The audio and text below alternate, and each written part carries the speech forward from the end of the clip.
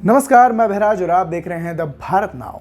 दोस्तों, बीजेपी की सरकार में कई ऐतिहासिक फैसले लिए गए। बात चाहे आर्टिकल 370 की हो, राम मंदिर के मुद्दे की हो या फिर 3 तलाक, इस बीच एक और बड़ा बदलाव भारत की कानून व्यवस्था में होने वाला है। जी हाँ, केंद्र सरकार उपासना स्थल कानून यानी कि प्लेसेस ऑफ वर्शिप एक्ट खत्म करने जा रही है। ये दावा है बीजेपी नेता और पूर्व राज्यसभा सांसद सुब्रमण्यम स्वामी का।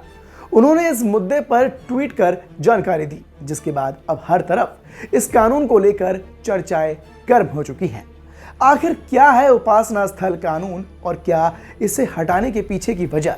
तो आइए आपके सभी सवालों के जवाब इस खास रिपोर्ट में देते हैं। बीजेपी नेता सुब्रमण्यम स्वामी का कहना है कि केंद्र की नरेंद्र मोदी सरकार प्लेसेस ऑफ वर्शिप एक्ट को खत्म करने जा रही है और इसके लिए एक विधेयक लेकर आ रही है। स्वामी ने कहा कि उन्हें ये बात कुछ अधिकारियों द्वारा पता चली है।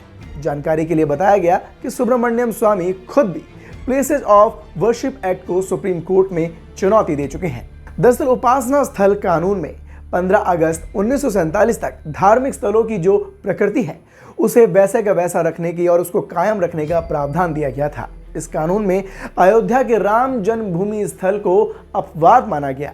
हालांकि अब भले ही राम मंदिर विवाद खत्म हो गया हो, लेकिन इन दिनों काशी, मथुरा, ज्ञान वापी मस्जिद को लेकर भी उसी तरह के नए विवाद शुरू हो गए हैं। हर विवादित ढांचे को लेकर, चाहे वो ज्ञान वापी हो, मथुरा की ईदगाह मस्जिद हो, सभी को लेकर कहा जा रहा है कि ये सारे ढांचे मुस्लिम आक्रांताओं ने पवित्र स्थलों पर कब्जा कर बनाए हैं, जिनके सबूत आज भी उन मस्जिदों की दीवारों पर दिखाई पड़ते हैं।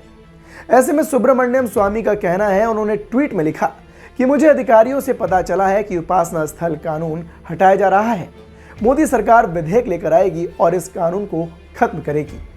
मेरे रिट पिटीशन पर सुनवाई अब पूरी होने वाली थी। उन्होंने ये भी कहा कि मैं ये केस जीत भी लेता, कृष्ण मंदिर और साथ ही ज्ञान वापी काशी विश्वनाथ मंदिर के लिए।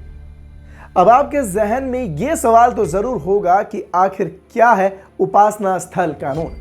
तो बता दें कि पूजा स्थल यानी कि विशेष प्रावधान के तहत अधिनियम 18 सितंबर 1991 को संसद में पारित हुआ था। ये कानून कहता है कि 15 अगस्त 1947 यानी कि हमारे आज़ादी दिवस तक जितने भी वहाँ पर धार्मिक स्थल पूजा के लिए बनाए गए थे, धर्म के पूजा स्थलों को नहीं बदला जा सकता। यानी उसका जो धार्मिक स्वरूप 15 अगस्त 1947 तक था, आगे भी वही बरकरार रहेगा।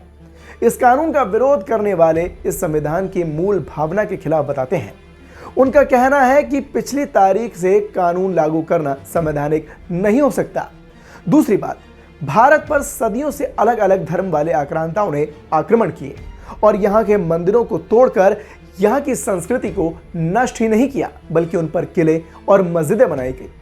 अब अगर ये कानून हटता है तो क्या बदलाव आएगा, ये भी आप सोच रहे होंगे। अभी की बात की जाए तो शाही ईदगाह मस्जिद और काशी में ज्ञान वापी मस्जिद पर हिंदू पक्ष का दावा यह है कि ऐतिहासिक तथ्यों के आधार पर यह दावा किया गया कि मथुरा में श्री कृष्ण जन्मभूमि पर मंदिर बनाए जाए, जबकि काशी में काशी विश्वनाथ मंदिर को तोड़कर मस्जिद बनाई गई थी।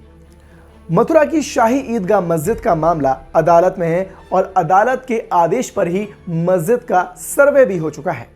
हिंदू पक्ष मस्जिद के वजूखाने के शिवलिंग मिलने का भी दावा कर चुके हैं और इन परिस्थितियों में केंद्र सरकार पर उपासना स्थल कानून को संसद में निरस्त करवाने का काफी दबाव है। तो ऐसे में जब तक ये कानून हट नहीं जाता, तब तक किसी भी धार्मिक स्थल का मुख्य स्वरूप बदलना आसान नहीं होगा। इस कानून को खत्म करने का दबाव सरकार पर इसलिए है क्योंकि उसी के सहारे विरोधी पक्ष मस्जिद की जगह मंदिर बनाने को गलत ठहरा रहे हैं, जबकि सरकार पर दबाव है कि विवादित ढांचे को कब्जा हटाकर मंदिर का स्वरूप दिया जाए। अब अगर यह कानून हट जाता है तो मंदिर पक्ष को और ज्यादा मजबूती मिलेगी। वैसे कानून सच में निरस्त होगा या नहीं, ये तो आने वाला वक्त ही बताएगा, लेकिन आधिकारिक बयान अभी इस पर नहीं आए हैं। लेकिन आपकी राय इस खबर पर क्या है? क्या ये कानून हटना चाहिए? इसका जवाब हमें कमेंट बॉक्स में कमेंट कर जरूर बताएं और देखते रहें द भारत नाव। धन्यवाद।